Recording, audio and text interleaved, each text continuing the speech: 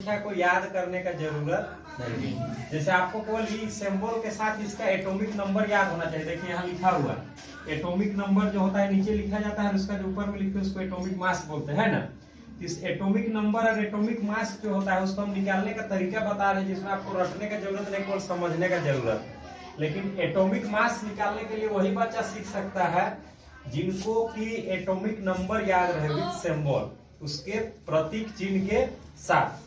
अगर किसी को याद है तो इजीली बना सकता है। इसमें क्या करते हैं, एक छोटा सा फार्मूला लिखते हैं। वो फार्मूला क्या है, जो इवेन नंबर होगा ना, एटॉमिक नंबर, इवेन नंबर उसको इंटू 2 कर देना है। जो इवेन नंबर होगा उसको क्या कर देना है, इंटू 2। और जो ऑड नंबर होगा, ऑड नंबर एटॉमिक नंबर, जो एटॉमिक नंबर है ना, ऑड नंबर होगा उसमें इंटू 2 करके +1 करते हैं। जिसमें ये जो ट्रिक बता रहे हैं याद करने का, छोटा सा ट्रिक, इसमें कुछ एक्सेप्शनल है। एक्सेप्शनल का मतलब होता है अपवाद। क्या है, जैसे आपको हम पहले सर्किल का इस पे स्क्वायर बना दिए। जैसे हाइड्रोजन है, बेरिलियम है, नाइट्रोजन है, क्लोरीन है, आर्गन है, इसमें आपको ये रूल्स फ्लो नहीं होता, ये नियम कानून इसमें नहीं चलता। इसका आपको याद करना होगा। जैसे पूरा 1 से लेकर के 20 तक याद करने से अच्छा है कि कम से कम 5 केवल याद करो और बाकी को ट्रिक से याद कर लो, है ना। कि 5 को भी याद करने का ट्रिक बताएंगे, लेकिन अभी फिलहाल में हम लोग इस जो स्क्वायर किए हैं इसके अलावा जो भी एलिमेंट है ना, उस एलिमेंट का क्या निकालने सीखेंगे, एटॉमिक मास। क्या सीखेंगे, एटॉमिक मास। जैसे आपको आंख को बंद करके भी कोई पूछेगा ना कि इसका कितना एटॉमिक मास होता है तो बता सकते हैं, अगर ट्रिक को याद रखेंगे तब। क्या बोले हम, इवेन नंबर में इंटू 2 करेंगे। इवेन नंबर में उसका जो एटॉमिक नंबर होगा उसमें इंटू क्या करेंगे, 2।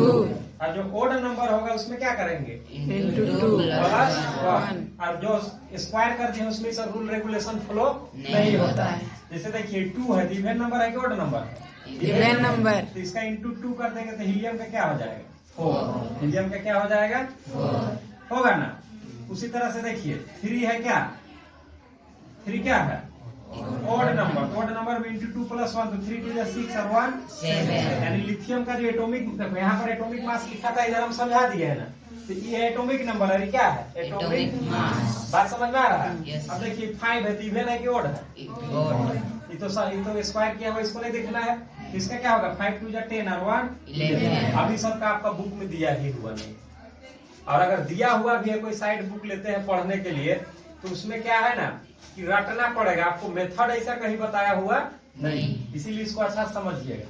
देखिए 6 है, 6 इवेन है कि ऑड है, इवेन, तो 6 2 12, 8 2 16, 9 2 18 और 1 19 होगा ना, 10 2 20, 11 2 22 और 1 23, 12 2 24, 30 का वैसा है, कितना हो जाएगा, 27 होगा ना। 14 का क्या हो जाएगा, 28, और 15 का 31, और 16 का 32, और 17 18 को छोड़ दो, 19 का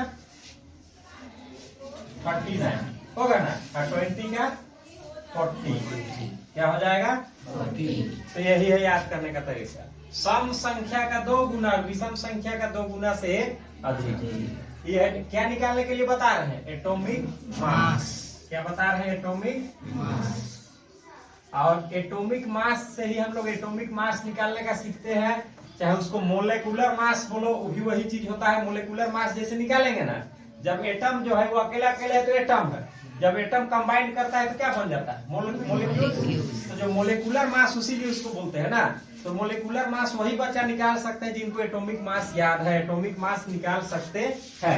और एग्जाम में एटॉमिक मास दिया हुआ नहीं रहता, उसको खुद से लिखना पड़ता है, खुद से निकालना पड़ता है। जैसे कैसे उसको बताएं, जो एक्सेप्शनल है उसको बताएंगे। इसका याद रखिएगा, 1 का 1 होता है, इसका में इवेन नंबर है ना, लेकिन ये ओड नंबर वाला इसमें नियम चलता है। जैसे 4 2 8 और 1 9, ठीक है।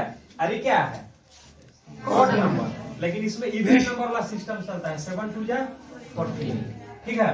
इसको याद रखिएगा, इसका 17 का डबल क्या होता है, 34 होता है ना, लेकिन इसका क्या होता है 35.5।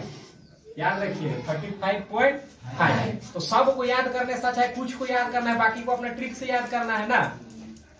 अब यहाँ आर्गन है, तो आर्गन का आपका 18 होता है, तो इसका हो जाता है 40। क्या हो जाता है? 40। समझे बात को? इसका में क्या हुआ, डबल से 4 अधिक हो गया। 18 दूनी 36 जब 40 हुआ ना जी। तो इसको आपको याद रखना, इसका 1 होता है, इसका 9, इसका 14, इसका 35.5। अगर इसको भी अपना से अगर ट्रिक लगाना चाहे तो इसमें दिमाग लगा लो कि इवन नंबर है लेकिन ओड नंबर वाला नियम इसमें चलता है, और ओड नंबर है लेकिन क्या नियम चलता है? Even number. इसका होता है 2 गुना कर देते हैं, जैसे 17 2 जा 34, उसमें से फिर 1.5 बढ़ा देते हैं तो 35.5। और इसका हो जाता है आपको कैल्शियम के बराबर आ गया।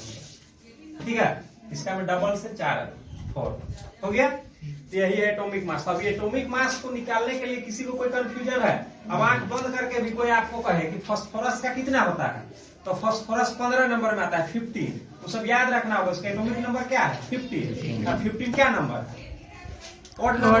ऑड नंबर का क्या होता है? डबल में +1 करते हैं तो क्या हो जाएगा? 31।